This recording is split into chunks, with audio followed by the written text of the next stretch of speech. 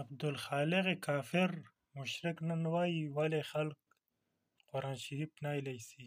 دا د افغانستان خلک ښيي.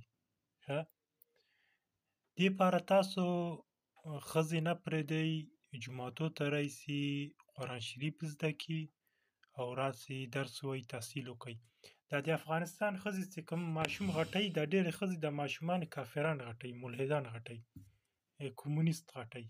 پوه شولې. دې پاره دې ښځې دین باندې پوهېږي نه، عقیده یې زده کړې نه ده، توحید الوهیت، توحید ربوبیت، توحید اسماء او صفات یې زده کړی نه دی. دې ښځې افغانستان کې عقیده کفر بالطاغوت یې زده کړی نه دی. زړه د عبدالخالقه دا ښځه اوس چې غټه کړي ته پله وایي دا ښځه دې جومات ته دې نه راځي جایز نه دی او درس ته دې نه ځي، دانشګاه ته دې نه ځي، تحصیل دې نه کوي.